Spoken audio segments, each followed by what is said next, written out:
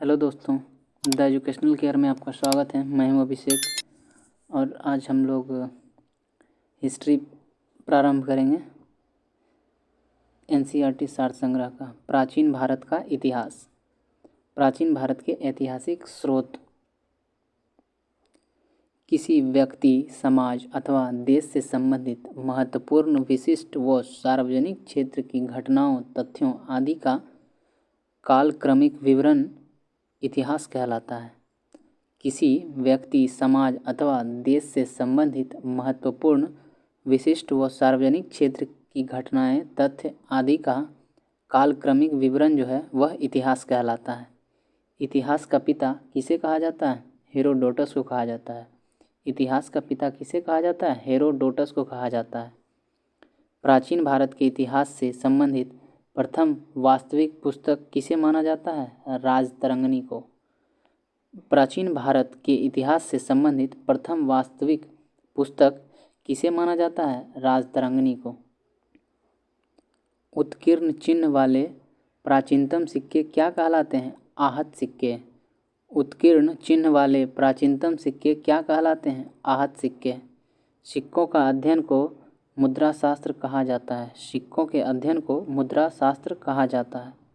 भारत में प्राग ऐतिहासिक खोज प्रारंभ करने का श्रेय किसे जाता है? डॉक्टर प्राइमरोज को। भारत में प्राग ऐतिहासिक खोज प्रारंभ करने का श्रेय किसे जाता है? डॉक्टर प्राइमरोज को। भारतीय प्राग ऐतिहासिक अध्ययन से संबंधित प्री हिस्टोरिक इंडिया किसकी कृति है? स्टुअर्ट पिगगट का है। भारतीय प्राग ऐतिहासिक अध्ययन से संबंधित प्री हिस्टोरिक इंडिया किसकी कृति है? स्टुअर्ट पिगगट की है। चीनी यात्रियों ने अपने यात्रा वृत्तांतों में भारत के लिए किस शब्द का प्रयोग किया? इंतु। चीनी यात्रियों ने अपने यात्रा वृत्तांत में भारत के लिए किन शब्द का प्रयोग किया? इंतु। उत्कीर्ण लेखों के अध्ययन को क्या कहा जाता है? अभिलेख शास्त्र। उत्कीर्ण लेखों के अध्ययन को क्या कहा जाता है? अभिलेख शास्त्र। लिपियों के विकास के अध्ययन को पुरालिपि विद्या कहा जाता है। लिपियों के विकास के अध्ययन को पुरालिपि विद्या कहा जाता है। सर्वप्रथम भारतवर्ष नाम का उल्लेख किस अभिलेख में प्राप्त हुआ है? हाथी गुफा अभिलेख से। सर्वप्रथम भारतवर्ष नाम का उल्लेख किस अभिलेख से प्राप्त हुआ था? हाथी गुफा अभिलेख से। प्राचीन भारत का सर्वप्रथम सुनियोजित इतिहास किसने तैयार किया? B.A. स्मिथ ने। प्राचीन भारत का सर्वप्रथम सुनियोजित इतिहास किसने तैयार किया? B.A. स्मिथ ने। प्राचीन भारतीय इतिहास को जानने के लिए किस स्रोतों का प्रयोग किया जाता है? धार्मिक ग्रंथ, ऐतिहासिक ग्रंथ, पुरातात्विक साक्ष्य और विदेशी विवरण। प्राचीन भारतीय इतिहास को जानने के लिए किस स्रोतों का प्रयोग किया जाता है? धार्मिक ग्रंथ, ऐतिहासिक ग्रंथ, पुरातात्विक साक्ष्य और विदेशी विवरण।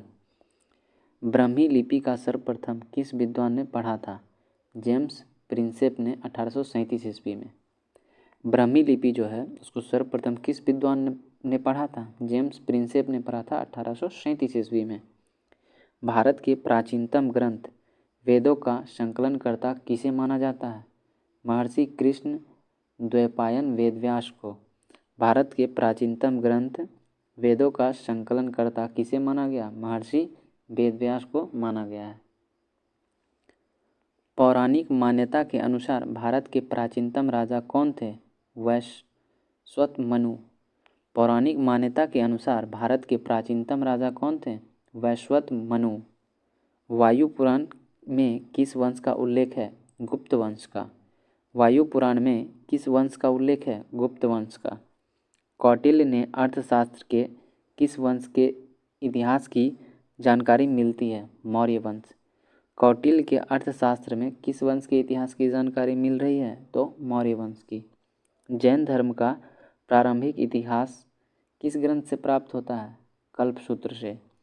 जैन धर्म का प्रारंभिक इतिहास किस ग्रंथ से प्राप्त होता है? कल्पसूत्र से। मत्स्य पुराण किस वंश से संबंधित है? आंध्र सातवाहन वंश से। मत्स्य पुराण जो है किस वंश से संबंधित है? आंध्र सातवाहन वंश से। विष्णु पुराण किस वंश से संबंधित ग्रंथ है? मौर्य वंश से। विष्णु पुराण किस वंश से संबंधित ग्रंथ है? मौर्य वंश से। खरोष्ठी लिपि किस प्रकार लिखी जाती थी? दाईं से बाएं की ओर। खरोष्ठी लिपि जो है वह किस प्रकार से लिखी जाती थी? दाएं से बाएं की ओर। नारद स्मृति से किस वंश के विषय में जानकारी मिलती है? गुप्त वंश। नारद स्मृति से किस वंश के विषय की जानकारी मिलती है? गुप्त वंश। स्मृति ग्रंथों में सबसे प्राचीन और प्रामाणिक पुस्तक कौन मानी जाती है? मनु स्मृति। स्मृति ग्रंथों में सबसे प्राचीन और प्रामाणिक पुस्तक कौन सी मानी जाती है? मनु स्मृति। शुंग काल का मानक ग्रंथ किसे कहा जाता है? मनु स्मृति को। शुंग काल का मानक ग्रंथ किसे कहा जाता है? मनु स्मृति को। स्त्री को पुरुष की अर्धांगिनी किस ग्रंथ में कहा गया है? शतपथ ब्राह्मण ग्रंथ में। स्त्री को पुरुष की अर्धांगिनी किस ग्रंथ में कहा गया है? शतपथ ब्राह्मण में। महाभारत का प्रारंभिक उल्लेख आश्वलायन गृहसूत्र में मिलता है। प्रारंभ में इसमें 8800 श्लोक थे और इनका नाम जय संहिता था। कुछ समय पश्चात यह बढ़कर 24,000 श्लोक हो गया। भारत नाम से प्रसिद्ध हुआ। अंत में 1,00,000 श्लोक होने के कारण इसे शतसाहस्री संहिता या महाभारत कहा जाने लगा। पुरालेख विद्या से क्या अभिप्राय है? शिलालेखों का अध्ययन। पुरालेख विद्या से क्या अभिप्राय है? शिलालेखों का अध्ययन। पुरावशेष का महानतम अन्वेषक किसे माना गया है? डार्विन को। पुरावशेष का महानतम अन्वेषक किसे माना गया है? डार्विन को। इब्न बतूता का यात्रा वृत्तांत किस नाम से प्रसिद्ध है? रहला। इब्न बतूता का यात्रा वृत्तांत किस नाम से प्रसिद्ध है? रहला। ह्वेनसांग ने किस विश्वविद्यालय में बौद्ध धर्म का अध्ययन किया था? नालंदा विश्वविद्यालय में। ह्वेनसांग ने किस विश्वविद्यालय में बौद्ध धर्म का अध्ययन किया था? तो नालंदा विश्वविद्यालय में। प्रमुख अभिलेख व शासक। हाथी गुफा अभिलेख, उसमें शासक कलिंग नरेश खारवेल थे। हाथी गुफा अभिलेख जब लिखा गया तो उसमें शासक कलिंग नरेश खारवेल थे। ऐहोल अभिलेख पुलकेशिन द्वितीय के समय लिखा गया। नासिक अभिलेख गौतम बलश्री के समय लिखा गया। जूनागढ़ अभिलेख रुद्रदामन के समय लिखा गया। प्रयाग स्तंभ अभिलेख समुद्रगुप्त के समय लिखा गया। मंदसौर अभिलेख मालवा नरेश यशोवर्मन के समय लिखा गया।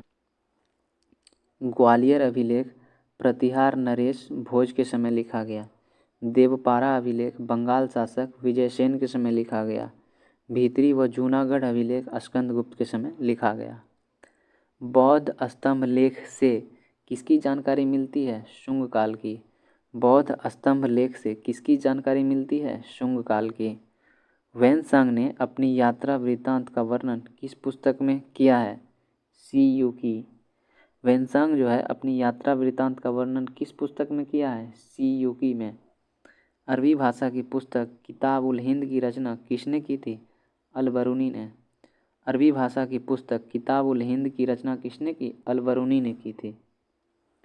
मोरक्को का यात्री इब्न बतूता भारत में मोहम्मद बिन तुगलक के दरबार में आया था तथा तुगलक ने उसे दिल्ली का काजी नियुक्त किया था। मोरक्को निवासी इब्न बतूता जो है वो भारत कब आया था? तो मोहम्मद बिन तुगलक के दरबार में आया था और तुगलक उसे क्या दिल्ली का काजी नियुक्त कर दिया था। मार्को पोलो द्वारा किस राज्य की यात्रा का उल्लेख मिलता है? पांड्य राज्य की। मार्को पोलो द्वारा किस राज्य की यात्रा का उल्लेख मिलता है? पांड्य राज्य की। पतंजलि के महाभाष्य से किस वंश के इतिहास का पता चलता है? शुंग वंश का। पतंजलि के महाभाष्य से किस वंश के इतिहास का पता चलता है? शुंग वंश का। अब हम लोग देखेंगे पाषाण काल। पाषाण काल जिसे इंग्लिश में स्टोन एज कहते हैं। पाषाण काल 3 भागों में बटा हुआ है। एक पुरा पाषाण काल, एक मध्य पाषाण काल और एक नव पाषाण काल। पुरा पाषाण काल जो है 26 लाख से 9,000 ईसा पूर्व तक फैला है मध्य पाषाण काल 9000 ईसा पूर्व से 4000 ईसा पूर्व और नव पाषाण काल जो है 4000 ईसा पूर्व से 2500 ईसा पूर्व तक फैला हुआ है।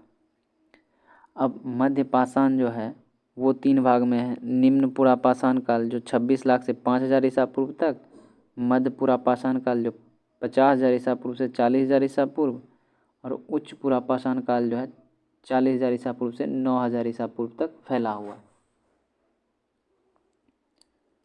पाषाण युगीन अनुसंधान आरंभ करने का श्रेय किसे दिया जाता है? रॉबर्ट ब्रूस फुट को दिया जाता है। पाषाण युगीन अनुसंधान आरंभ करने का श्रेय किसे दिया जाता है? रॉबर्ट ब्रूस फुट को दिया जाता है। मानव इतिहास का प्रारंभिक काल क्या कहलाता है? पुरा पाषाण काल। मानव इतिहास का प्रारंभिक काल क्या कहलाता है? पुरा पाषाण काल कहलाता है। प्राचीन भारत के औजार और अस्त्र शस्त्र बनाने के लिए निवासी किस पदार्थ का प्रयोग करते थे? पत्थर का। प्राचीन भारत में औजार और अस्त्र शस्त्र बनाने के लिए किस चीज़ का प्रयोग करते थे? पत्थर का। प्राचीन भारतीय भौगोलिक मान्यता के अनुसार भारतवर्ष किस द्वीपखंड का था? जम्बू द्वीप का। प्राचीन भारतीय भौगोलिक मान्यता के अनुसार भारतवर्ष जो है किस द्वीप का खंड था? तो जम्बू द्वीप का खंड था। सर्वप्रथम मानव सदृश प्राणी जो होमो सेपियंस से प्रजातीय रूप से भिन्न था, उसे सामान्यतः किस रूप में जाना जाता था? पिथेकैंथ्रोपस के रूप में। भारत में मानव के सर्वप्रथम साक्ष्य कहाँ से प्राप्त होता है? हथनौरा नर्मदा नदी घाटी से। भारत में मानव के सर्वप्रथम साक्ष्य कहाँ से प्राप्त होते हैं? हथनौरा नर्मदा घाटी से। पाषाण संस्कृति से लेकर हड़प्पा सभ्यता तक के सांस्कृतिक अवशेष किस पुरास्थल से प्राप्त हुए हैं? मेहरगढ़ से। पाषाण संस्कृति से लेकर हड़प्पा सभ्यता तक के सांस्कृतिक अवशेष किस पुरास्थल से प्राप्त हुए हैं? मेहरगढ़ से। वृहद पाषाण स्मारकों की पहचान किस रूप में की गई है? मृतकों को दफनाने के स्थान के रूप में। वृहद पाषाण स्मारक की पहचान किस रूप में की गई है? मृतकों को दफनाने के स्थान के रूप में। प्राचीनतम स्थायी जीवन के प्रमाण कहाँ से प्राप्त हुए हैं? मेहरगढ़ से। प्राचीनतम स्थायी जीवन के प्रमाण कहाँ से प्राप्त हुए हैं? मेहरगढ़ से। मनुष्य ने सर्वप्रथम किस धातु का प्रयोग किया था? तांबा का। मनुष्य ने सर्वप्रथम किस धातु का प्रयोग किया था? तांबा का। प्रस्तर युग के लोगों के पास प्रथम घरेलू पशु कौन सा था? कुत्ता। प्रस्तर युग के लोगों के पास प्रथम घरेलू पशु कौन सा था? कुत्ता। उत्खनित प्रमाणों के अनुसार पशुपालन का प्रारंभ किस काल में माना जाता है? मध्य पाषाण काल में। उत्खनित प्रमाणों के अनुसार पशुपालन का प्रारंभ किस काल में माना जाता है? मध्य पाषाण काल से। मध्य पाषाण काल में पशुपालन के प्राचीनतम साक्ष्य कहाँ से मिले हैं? आदमगढ़ से। मध्य पाषाण काल में पशुपालन के प्राचीनतम साक्ष्य कहाँ से मिले हैं? आदमगढ़ से। मानव द्वारा खाद्यान्नों की कृषि सर्वप्रथम किस काल में प्रारंभ हुई है? नवपाषाण काल में। मानव द्वारा खाद्यान्नों की कृषि सर्वप्रथम किस काल में प्रारंभ हुई थी? नवपाषाण काल में। मानव द्वारा प्रयोग में लाया जाने वाला प्रथम अनाज कौन सा है? जौ। मानव द्वारा प्रयोग में लाया जाने वाला प्रथम अनाज कौन सा है? जौ। चाकोलिथिक युग को किस अन्य नाम से जाना जाता है? ताम्रपाषाण युग। चाकोलिथिक युग को किस अन्य नाम से जाना जाता है? ताम्रपाषाण युग के नाम से जाना जाता है। भारतीय पुरातात्विक सर्वेक्षण के प्रथम महानिदेशक कौन है? John Marshall. भारतीय पुरातात्विक सर्वेक्षण के प्रथम महानिदेशक कौन थे? John Marshall. भारतीय पुरातत्व का जनक किसे कहा जाता है? अलेक्जेंडर कनिंघम को। भारतीय पुरातत्व का जनक किसे कहा जाता है? अलेक्जेंडर कनिंघम को। भारत के किस आरंभिक पुरापाषाण युग के शिलाश्रय से सर्वाधिक चित्र प्राप्त हुए हैं? भीमबेटका मध्य प्रदेश से। भारत के किस आरंभिक पुरापाषाण युग के शिलाश्रय से सर्वाधिक चित्र प्राप्त हुए हैं? भीमबेटका मध्य प्रदेश से। कुंभकारी मिट्टी के बर्तन बनाने की कला। कुंभकारी को क्या कहते हैं? मिट्टी के बर्तन बनाने की कला को कहते हैं। इसका सर्वप्रथम प्रमाण किस युग से प्राप्त हुआ? नवपाषाण काल से। यानी कुंभकारी का जो सर्वप्रथम प्रमाण जो है किस युग से प्राप्त हुआ? नवपाषाण काल से। पेवल उपकरण किस काल से संबंधित है? निम्न पुरापाषाण काल से। पेवल उपकरण जो है किस काल से संबंधित है? निम्न पुरापाषाण काल से। ताम्रवती के नाम से कौन सी संस्कृति प्रसिद्ध है? आहार संस्कृति। ताम्रवती के नाम से कौन सी संस्कृति प्रसिद्ध है? आहार संस्कृति। माइक्रोलिथिक औजार किस काल से संबंधित है? मध्यपाषाण काल से। माइक्रोलिथिक औजार किस काल से संबंधित है? मध्यपाषाण काल से। बेलन घाटी से प्राप्त औजार किस काल से संबंधित है? निम्न पुरापाषाण काल से। बेलन घाटी से प्राप्त औजार किस काल से संबंधित है? निम्न पुरापाषाण काल से। मानव की आखेटक और खाद्य संग्राहक की अवस्था किस काल से जुड़ी हुई है? पुरापाषाण काल से। मानव की आखेटक और खाद्य संग्राहक की अवस्था किस काल से जुड़ी हुई है? पुरापाषाण काल से। ताम्रपाषाणकालीन संस्कृति में महाराष्ट्र के लोग मृतकों को घर के फर्श के नीचे उत्तर दक्षिण दिशा में रखकर दफनाते थे। भारत के दो सर्वाधिक प्राचीन ज्ञात मध्य पाषाणकालीन स्थल कौन से हैं? महदहा और सरायनहार राय। आधुनिक मानव होमोसेपियंस कहाँ आधुनिक मानव होमोसेपियंस का प्रादुर्भाव कब हुआ? उच्च पुरापाषाण काल में। क्वार्टजाइट पत्थर के स्थान पर जैस्पर चट आदि के पत्थर सर्वप्रथम कब प्रयुक्त हुए? मध्य पुरापाषाण काल से। अग्नि का उपयोग करना मानव ने सर्वप्रथम कब सीखा था? नवपाषाण काल से। भारत में जीवाश्म का एकमात्र प्रमाण कहाँ मिलता है? शिवालिक पहाड़ी से। हड्डी निर्मित उपकरण किस भारतीय पुरातात्विक स्थल से प्राप्त हुए हैं? सराय नाहर राय से। हड्डी निर्मित उपकरण किस भारतीय पुरातात्विक स्थल से प्राप्त हुए हैं? सराय नाहर राय से। गैरिक मृदभांड पात्र का नामकरण कहाँ से हुआ है? हस्तिनापुर से। गैरिक मृदभांड पात्र का नामकरण कहाँ से हुआ है? हस्तिनापुर से। सिंधु घाटी सभ्यता के मुख्य स्थल मोहनजोदड़ो, चंद्रद्रो, सूतकागेंड और हड़प्पा तथा कोटदीजी वर्तमान में जो पाकिस्तान में है वो स्थित है। अब हम लोग पढ़ेंगे हड़प्पा सभ्यता। हड़प्पा सभ्यता का सर्वाधिक मान्यता प्राप्त काल कौन सा है? 2500 ईसा पूर्व से 1750 ईसा पूर्व तक। हड़प्पा सभ्यता का सर्वाधिक मान्यता प्राप्त काल कौन सा है? 2500 ईसा पूर्व से 1750 ईसा पूर्व तक। हड़प्पा नामक पुरा स्थल किस सभ्यता से संबंध है? सिंधु घाटी सभ्यता से। हड़प्पा नामक पुरा स्थल किस सभ्यता से संबंध है? सिंधु घाटी सभ्यता से। हड़प्पा सभ्यता की लिपि किस प्रकार की थी? भाव चित्रात्मक। हड़प्पा सभ्यता की लिपि किस प्रकार की थी? भाव चित्रात्मक। हड़प्पा सभ्यता की जानकारी का प्रमुख स्रोत क्या है? पुरातात्विक खुदाई। हड़प्पा सभ्यता की जानकारी का प्रमुख स्रोत क्या है? पुरातात्विक खुदाई। मोहनजोदड़ो का शाब्दिक अर्थ क्या है? मृतकों का टीला। मोहनजोदड़ो का शाब्दिक अर्थ क्या है? मृतकों का टीला। सिंधु सभ्यता किससे संबंधित है? आद्य ऐतिहासिक युग से। सिंधु सभ्यता किससे संबंधित है? आद्य ऐतिहासिक युग से। मूर्ति पूजा का आरंभ कब से माना जाता है? पूर्व आर्य काल से। मूर्ति पूजा का आरंभ कब से माना जाता है? पूर्व आर्य काल से। सिंधु वासियों ने पहली बार तांबे में टीन मिलाकर कांसा तैयार किया था, इसलिए इसे कांस्य युगीन सभ्यता भी कहा जाता है। सिंधु वासी ने पहली बार तांबा में टीन मिलाकर कांसा बनाया, इसलिए इसे कांस्य युगीन सभ्यता भी कहा जाता है। हड़प्पा की समकालीन सभ्यता रंगपुर कहाँ स्थित है? सौराष्ट्र में। हड़प्पा की समकालीन सभ्यता रंगपुर कहाँ स्थित है? सौराष्ट्र में। हड़प्पा संस्कृति का वह कौन सा स्थल है जहाँ दुर्ग और निचला नगर अलग अलग प्राचीरों से घिरा हुआ है? कालीबंगन। हड़प्पा संस्कृति का वह कौन सा स्थल है जहाँ दुर्ग और निचला नगर अलग अलग प्राचीरों से घिरे हुए हैं? कालीबंगन। मोहनजोदड़ो एवं हड़प्पा सभ्यता की पुरातात्विक खुदाई किसके द्वारा की गई थी?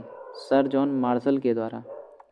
मोहनजोदड़ो एवं हड़प्पा सभ्यता की पुरातात्विक खुदाई किसके द्वारा की गई थी? सर जॉन मार्शल के द्वारा। हड़प्पा कालीन स्थलों को अभी तक किस धातु की प्राप्ति नहीं हुई है? लोहा की। हड़प्पा कालीन स्थलों में अभी तक किस धातु की प्राप्ति नहीं हुई है? लोहा की। सिंधु घाटी के लोग किसकी पूजा करते थे? मातृ देवी की। सिंधु घाटी के लोग किसकी पूजा करते थे? मातृ देवी की। उत्खनित प्रमाणों के अनुसार सिंधु सभ्यता का स्थल बनावली, घग्गर और उसकी सहायक नदियों की घाटी में स्थित है।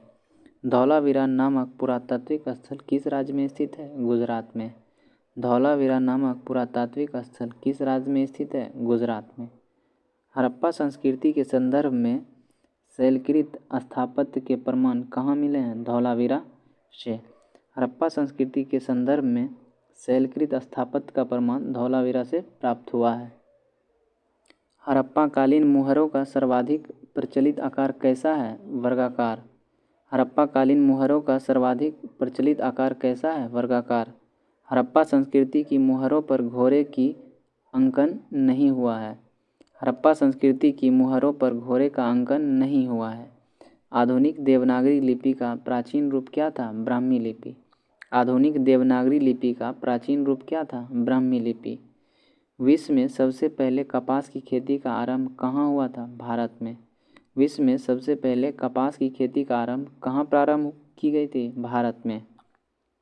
सैंधव सभ्यता की समकालीन मिस्र की सभ्यता नील नदी के तट पर विकसित हुई थी। सिंधु घाटी सभ्यता से संबंधित वृषभ मुद्रा किस पुरातात्विक स्थान से प्राप्त हुई थी? मोहनजोदड़ो से। सिंधु घाटी सभ्यता से संबंधित वृषभ मुद्रा किस पुरातात्विक स्थान से प्राप्त हुई थी? मोहनजोदड़ो से।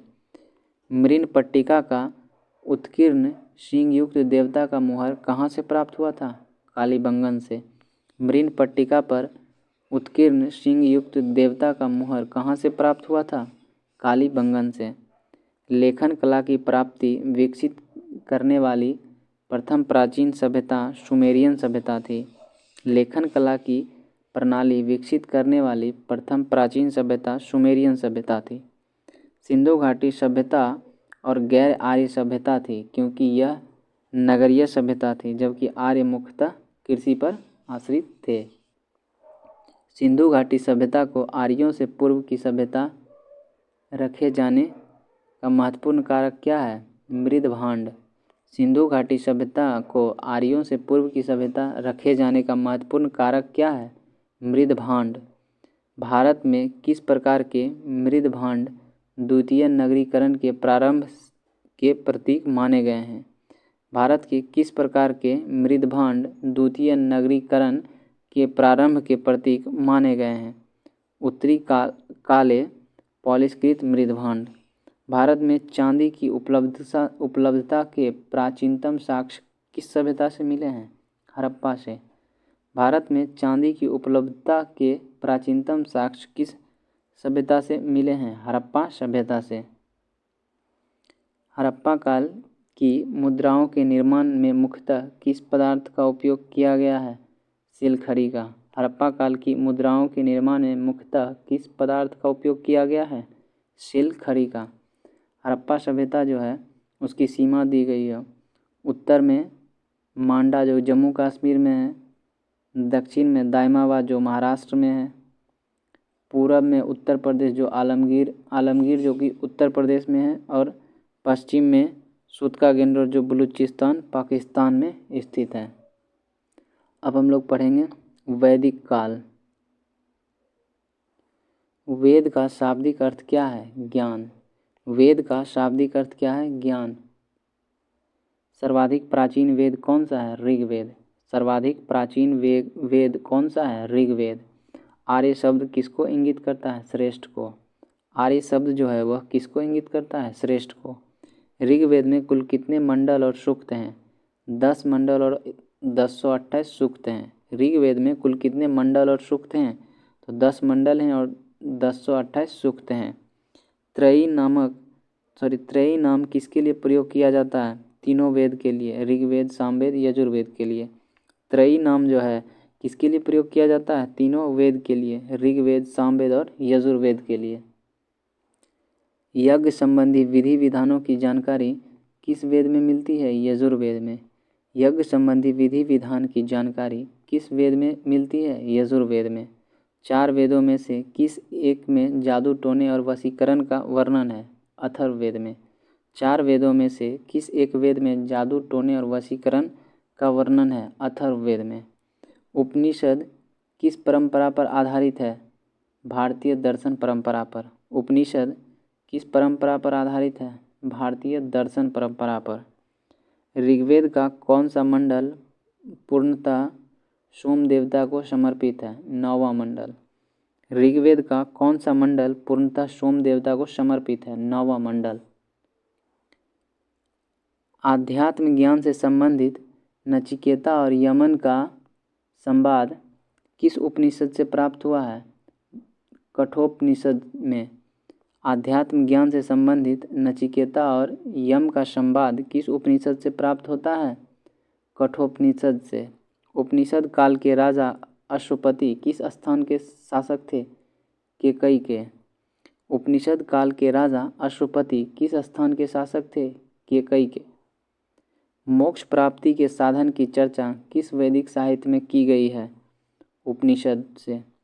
मोक्ष प्राप्ति के साधन की चर्चा किस वैदिक साहित्य में की गई है? उपनिषद से। वैदिक नदी अस्किनी की पहचान किस नदी के रूप से की जाती है? चिनाव। वैदिक नदी अस्किनी जो है उसकी पहचान किस नदी के रूप में की गई है? तो चिनाव नदी के रूप में की गई है। वैदिक काल में प्रयुक्त प्रमुख शब्द, आधुनिक नाम और प्राचीन नाम। गाय को अघन्या के नाम से जानते थे, गाय को अघन्या के नाम से जानते थे। राजा को गोपा के नाम से जानते थे। अतिथि को गोहंता या गोहन के नाम से जानते थे, अतिथि को गोहंता या गोहन। धनी व्यक्ति को गोमत के नाम से जानते थे, धनी व्यक्ति को गोमत के नाम से। युद्ध को गविष्टि, गेसु या गम्य कहते थे, युद्ध को गविष्टि, गेसु या गम्य कहते थे। पुत्री को दुहिता कहते थे, पुत्री को दुहिता कहते थे। अनाज को धान्य कहते हैं, अनाज को धान्य कहते थे। मरुस्थल को धन्व कहते थे, मरुस्थल को धन्व कहते थे। उपजाऊ भूमि को उर्वरा कहते थे, उपजाऊ भूमि को उर्वरा कहते थे। पशुचारण योग्य भूमि को खिल्य कहते हैं, पशुचारण योग्य भूमि को खिल्य कहते थे। हल से बनी नालियों को सीता कहते थे, हल से बनी नालियों को सीता कहते थे। कौन सा वेद ऋग्वेद पर आधारित संगीतमय ऋचाओं का संकलन है? सामवेद। कौन सा वेद ऋग्वेद पर आधारित संगीतमय ऋचाओं का संकलन है? सामवेद। वर्ण व्यवस्था का सर्वप्रथम विवरण कहाँ से प्राप्त हुआ है? ऋग्वेद के 10वें मंडल से। वर्ण व्यवस्था यानी कास्ट सिस्टम का सर्वप्रथम विवरण कहाँ से प्राप्त हुआ है? ऋग्वेद के 10वें मंडल से। पूर्व वैदिक काल में किन 2 संस्थाओं का राजा पर नियंत्रण होता था? सभा और समिति का। पूर्व वैदिक काल में किन 2 संस्थाओं का राजा पर नियंत्रण होता था? सभा और समिति का। वैदिक देवताओं का पुरोहित किसे माना जाता था? बृहस्पति को। वैदिक देवताओं का पुरोहित किसे माना जाता था? बृहस्पति को। ऋग्वैदिक काल में निष्क शब्द का प्रयोग एक आभूषण के लिए होता था, किंतु परवर्ती काल में इसका प्रयोग किस वस्तु के लिए किया जाने लगा? सिक्के के लिए। ऋग्वैदिक काल में निष्क शब्द का प्रयोग आभूषण के लिए किया जाता था, लेकिन परवर्ती काल में उसका प्रयोग सिक्के के रूप में किया जाने लगा। ईरान से भारत में आर्यों को आने की सूचना किस अभिलेख से प्राप्त होती है? बोगजकोई अभिलेख से। ईरान से भारत में आर्यों के आने की सूचना किस अभिलेख से प्राप्त होती है? बोगजकोई अभिलेख से। उत्तर वैदिक काल में किस क्षेत्र को आर्य संस्कृति की धुरी समझा जाता था? अंग एवं मगध को। उत्तर वैदिक काल में किस क्षेत्र को आर्य संस्कृति की धुरी समझा जाता था? अंग एवं मगध को। गोत्र शब्द का प्रयोग सर्वप्रथम किस काल में हुआ था? ऋग्वेद काल में।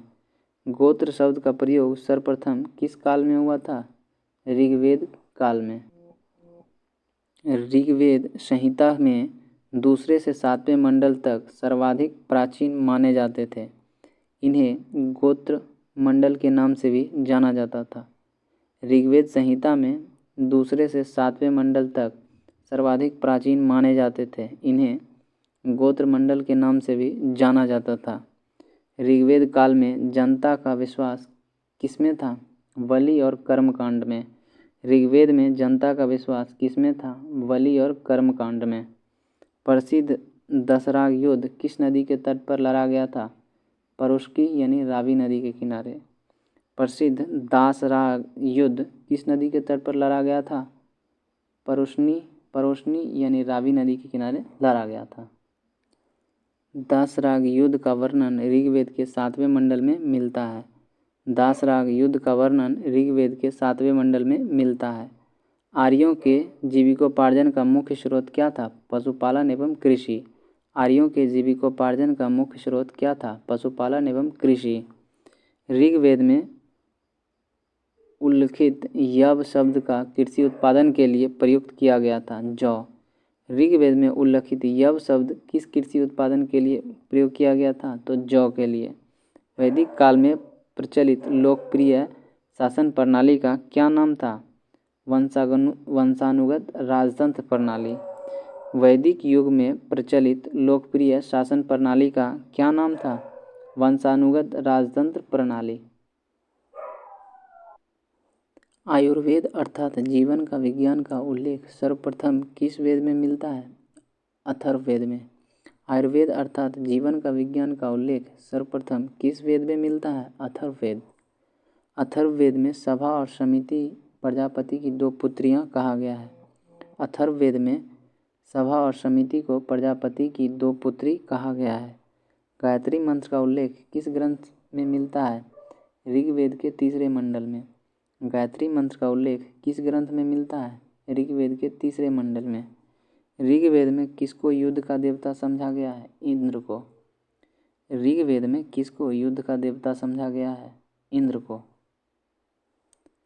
पूर्व वैदिक आर्यों का सर्वाधिक लोकप्रिय देवता कौन थे? इंद्र। पूर्व वैदिक आर्यों का सर्वाधिक लोकप्रिय देवता कौन था? इंद्र। गायत्री मंत्र की रचना किसने की थी? विश्वामित्र ने। गायत्री मंत्र की रचना किसने की थी? विश्वामित्र ने।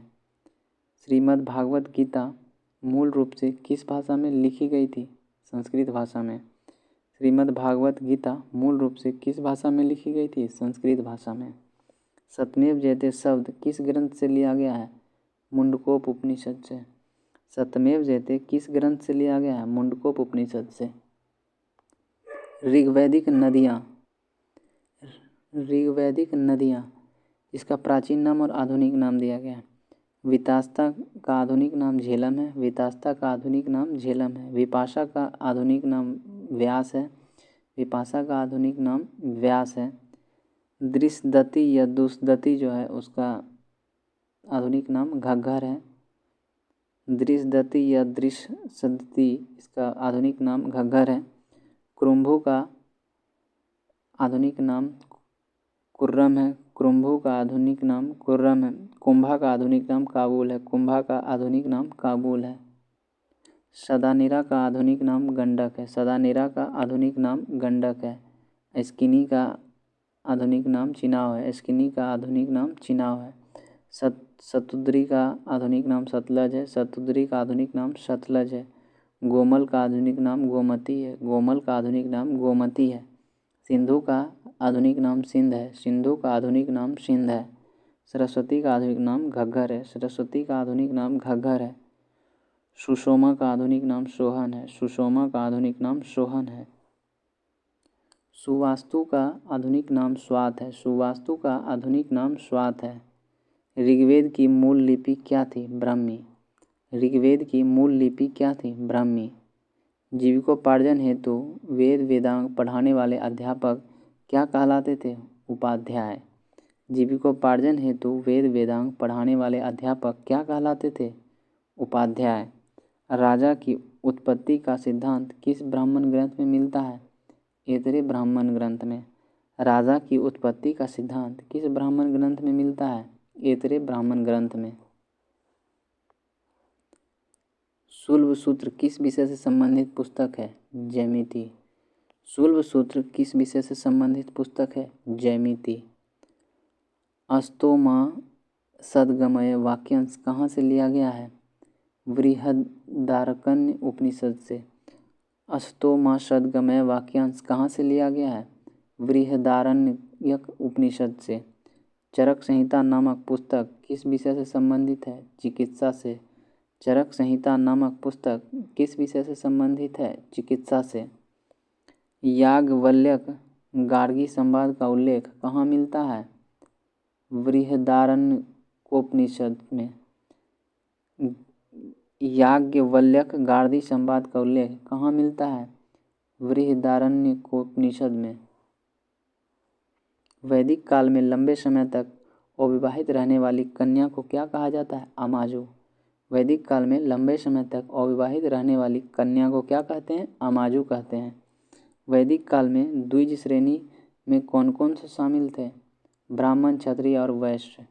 वैदिक काल में द्विज श्रेणी में कौन कौन शामिल थे? ब्राह्मण, क्षत्रिय और वैश्य। आज के लिए इतना ही, मिलते हैं नेक्स्ट वीडियो में, तब तक के लिए धन्यवाद।